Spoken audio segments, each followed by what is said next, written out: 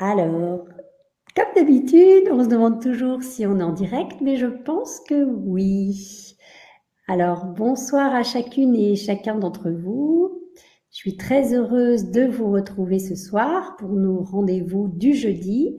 Alors, je regarde un petit peu si quelqu'un peut mettre un petit mot pour nous dire que... Ah, je vois un petit pouce, je vois un petit pouce. Donc, ça veut dire que c'est bon, nous sommes en direct. Alors aujourd'hui, vous remarquez tout de suite que je ne suis pas toute seule. Ah, voilà, Evelyne, super, merci, on entend bien, génial. Donc ce soir, nous allons parler de, bonsoir Pierre, de la naturopathie. Alors pour qui, pourquoi, on va voir ça ensemble. Donc, la naturopathie, vous en avez sans doute entendu parler, hein, je pense en tous les cas. Et actuellement, donc, les naturopathes ont vraiment le vent en poupe, hein, et ils sont donc, Anne me confirmera ça tout à l'heure, mais ils sont environ 2000 à exercer en France. Et malgré ce nombre, eh bien, c'est une profession qui, en France, n'est pas encore vraiment reconnue. Et donc, il y a beaucoup de personnes qui se posent beaucoup de questions par rapport à cette discipline, je vais dire. Donc, on va voir si c'est comme ça qu'il faut présenter les choses. Moi, je suis là pour apprendre aussi. Alors, je me présente très rapidement pour ceux qui ne me connaissent pas. Je m'appelle Christine Chombreau, je suis mariée, j'ai 6 grands-enfants, 17 petits-enfants et après avoir été de nombreuses années institutrice, puis assistante maternelle, eh bien depuis un peu plus de 7 ans, je suis mon propre patron dans le domaine du bien-être. Alors, pour ceux qui ont l'habitude de suivre mes lives, assez souvent, il y a 2 parties. Eh bien, ce soir, ça va être différent. Il va y avoir qu'une seule partie où justement, je vais poser des questions à Anne. Bonsoir Anne. Bonsoir Christine. Que je remercie pour sa présence. Donc, Anne est naturopathe. Et donc, je vais lui poser de votre part des questions, mais au contraire, si vous en avez, écrivez-les dans les commentaires et comme ça, vous aurez la réponse en direct. Donc, Anne, déjà, est-ce que tu veux bien te présenter, tout simplement? Oui, bien sûr, avec plaisir. Déjà, merci Christine de m'accueillir sur ton live. Ça me fait vraiment plaisir de pouvoir partager ça avec toi. Donc, moi, je suis Anne Deschamps, donc j'ai 43 ans. Je suis originaire de Normandie et j'ai vécu 20 ans en région parisienne où j'ai exercé le métier d'assistante commerciale à l'international dans une société de cosmétiques. Et donc du coup, depuis l'année dernière, on s'est installé à Angers. Et depuis 2 ans, j'ai effectué une reconversion et je suis maintenant naturopathe installée à Angers, donc spécialisée dans le bien-être au féminin et l'accompagnement des femmes, particulièrement dans les problématiques hormonales et la préménopause. Très intéressant. J'en profite pour dire bonsoir à Rebecca. Alors, j'imagine que ça doit pas être si évident que ça de se reconvertir comme ça. Alors, qu'est-ce qui t'a amené justement à changer de voie professionnelle? Alors moi, en fait, j'ai toujours eu une démarche de prendre soin de ma santé au naturel, mais il y a quelques années, j'ai eu quelques soucis de santé, bon, pas très graves, mais qui m'ont amené à consulter une naturopathe. Et le protocole qu'elle m'a fait suivre m'a vraiment ouvert les yeux sur plein de possibilités, d'améliorer encore plus sa santé.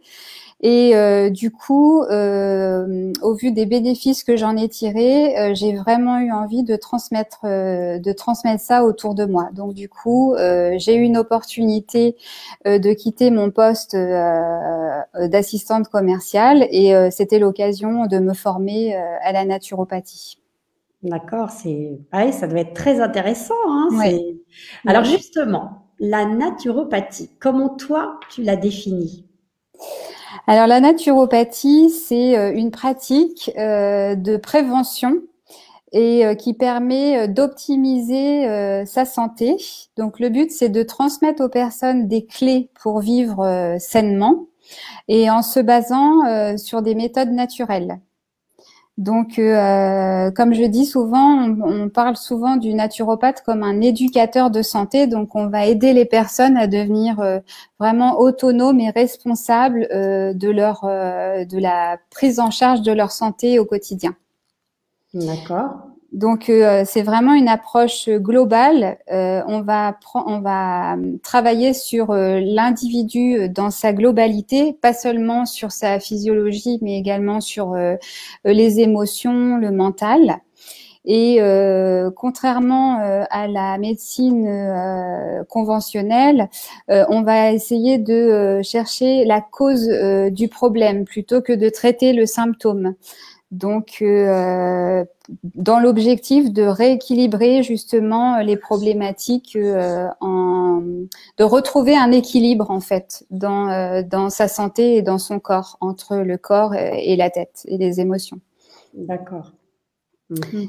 Et donc, pour ce faire, on a trois piliers sur les méthodes naturelles. Donc, les trois piliers principaux, c'est l'alimentation. Donc, c'est vraiment le cœur du travail. En fait, l'alimentation a vraiment un impact important sur notre santé au quotidien. Mais aussi, on va travailler sur l'activité physique et la gestion psycho-émotionnelle. Et à côté de ça, on peut avoir recours à des plantes ou encore des techniques de respiration, comment des massages, enfin tout ce qui va aider en support, quoi, à se détendre, voilà. Bon, d'accord. Alors, à qui s'adresse la naturopathie? Est-ce qu'il faut des raisons spéciales? Est-ce qu'il faut attendre d'être malade? Toutes ces questions-là? Ouais. Ben non, la naturopathie, comme c'est une médecine de prévention, elle s'adresse à tout le monde. À la limite, c'est vraiment de la prévention de la maladie. Donc, avant d'être malade, justement, c'est encore mieux.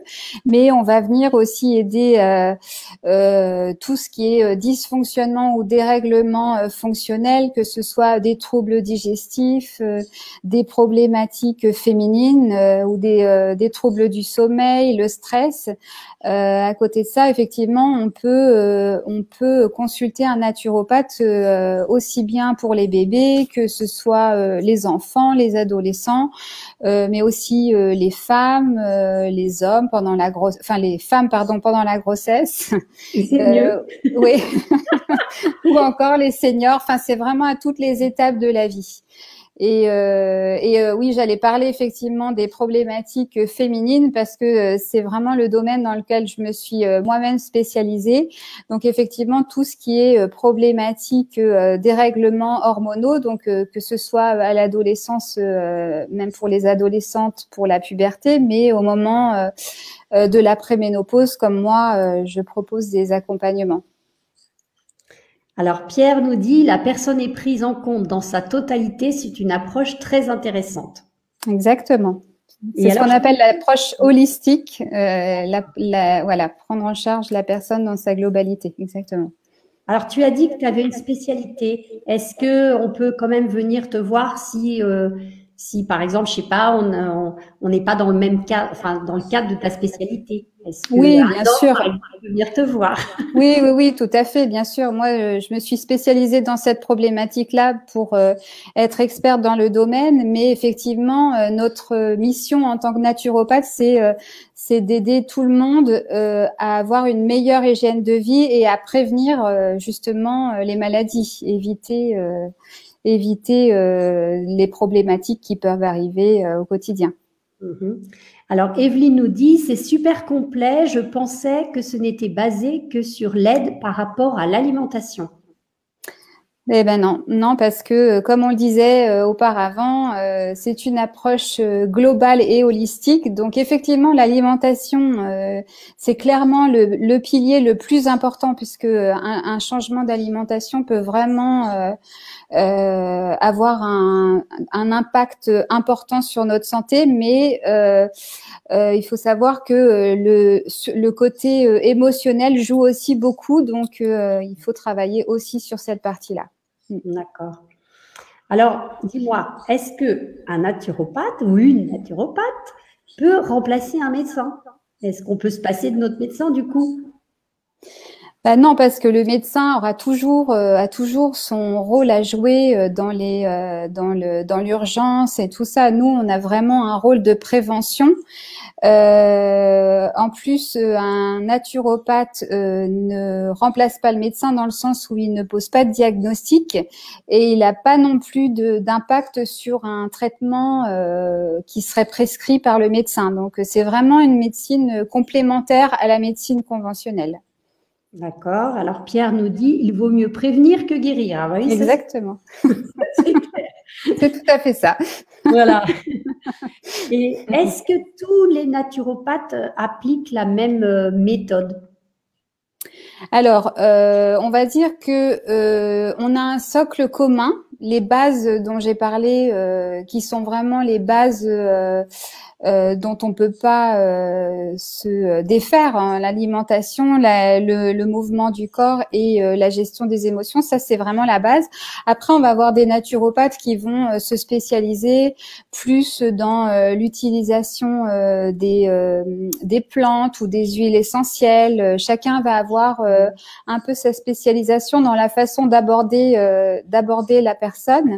Il y a des personnes qui utilisent aussi l'iridologie, donc l'étude de l'iris, pour aussi faire de la prévention et au niveau des pathologies. Donc vraiment, oui, il y a la base commune et après chacun va avoir un peu ses petites spécialités sur la façon d'aborder les choses.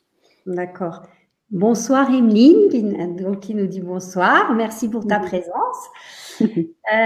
Donc, alors, tu sais que, enfin, tu me connais un petit peu, donc tu sais que j'ai vraiment une plante particulièrement chouchoute pour moi, hein, donc qui est l'aloe vera. Est-ce que tu la connais? Oui, bien sûr. Oui, je la connais parce que c'est quand même une plante dont on parle beaucoup et qui a beaucoup de bienfaits. Donc, j'ai eu l'occasion j'ai l'occasion de l'utiliser aussi à la maison, donc oui, je la connais. Tu la connais, d'accord. Alors justement, j'en profite pour te demander, d'après toi, quels sont les bienfaits justement qu'apporte cette plante. Alors, l'aloe vera a des bienfaits sur la régulation du métabolisme d'une manière générale, plus particulièrement sur le confort digestif. Elle va permettre de réguler le transit, que ce soit d'un sens ou dans l'autre, un transit constipation ou diarrhée. Elle va permettre de réguler aussi le taux de sucre dans le sang. On parle aussi de l'aloe vera comme une plante pour les défenses renforcer les défenses immunitaires. En fait, elle a énormément de fonctions parce elle a plus de 80 nutriments qui sont vraiment bénéfiques pour le fonctionnement global de l'organisme, donc avec des minéraux, des vitamines, des acides aminés essentiels. Et à côté de ça, elle est aussi très bénéfique pour la peau. Elle est hydratante et elle va permettre d'accélérer la cicatrisation de la peau. On peut l'utiliser par exemple dans les cas d'acné ou sur des coups de soleil où elle va être très cicatrisante et apaisante. D'accord. Alors avant de continuer sur la plante, j'ai une question. Ouais. Comment faites-vous pour savoir quels sont nos déséquilibres? Alors, en fait, c'est sur la base d'un questionnaire généralement le premier rendez-vous en naturopathie se passe sur la base d'un questionnaire vraiment très précis et très poussé sur les antécédents, le fonctionnement de l'organisme, les problématiques, l'hygiène de vie. Et du coup, en faisant cette petite enquête, comme on peut l'appeler, on arrive à comprendre un peu comment, sur la compréhension de l'organisme, on arrive à comprendre d'où viennent les déséquilibres et les troubles. D'accord. Alors, bonsoir Mélie. Désolée pour mon retard. Ben oui, mais vaut mieux vaut tard que jamais, hein. Alors, du coup, je reviens à ma plante aloe vera. Oui. Donc, on a parlé des bienfaits et est-ce que d'après toi, il y a des précautions à prendre pour utiliser cette plante? Oui, on parle souvent de la partie, du latex, la partie qui se trouve juste sous la peau de la plante. Donc pour moi, là où il faut vraiment faire attention, c'est au cas où on voudrait l'utiliser par soi-même, parce qu'il y a des fois des personnes qui ont des plantes d'aloe vera chez eux. Et donc là, ça peut devenir toxique. Donc, faut vraiment faire attention à l'usage de la plante, surtout quand on le fait soi-même. Oui, tout à fait. Et alors justement, cette plante, eh bien, elle a vraiment aussi le vent en poupe, hein, comme pour les naturopathes. Ouais, c'est ça. Et donc, on trouve énormément de produits, hein, divers et variés, Ouais. à base de cette plante et dans beaucoup de circuits de distribution, on pourrait dire. Et donc, dirais-tu que tous les produits qu'on trouve de part et d'autre, est-ce que ils se valent tous? Non, je pense pas, mais je pense que c'est un peu comme tout produit qu'on voudrait se procurer. Je pense qu'il faut vraiment faire attention. Alors pour l'aloe vera, il faut déjà faire attention à la composition. Effectivement, il faut bien regarder les étiquettes et par exemple, alors si je me trompe pas, mais tu me reprendras, il faut pas qu'il y ait de feuilles entières parce que justement les feuilles entières seraient à même d'amener la fameuse Halloween. Ah oui, c'est pareil que le latex. Voilà, du coup, qui amène du latex et qui serait toxique, à ingérer, quoi. Après, il faut faire attention, effectivement, qui est le fameux label qu'on appelle donc le IASC. Voilà. Donc, qui est gage de qualité sur la façon dont l'aloe vera a été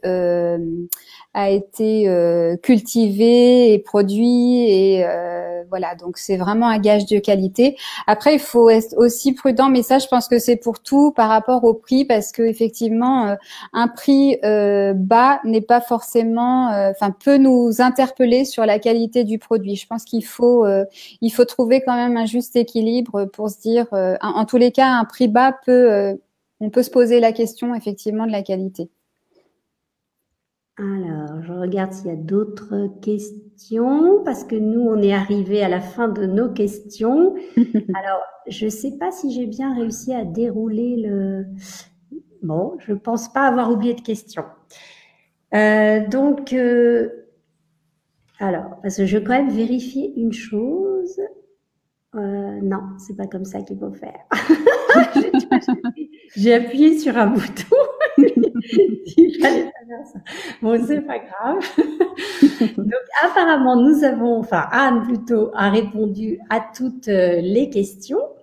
Donc, si jamais vous avez justement d'autres questions, ou que parce que vous regardez le replay ou parce que sur le coup vous n'y avez pas pensé, eh bien, vous pouvez les laisser dans les commentaires et puis, ou contacter Anne directement, hein.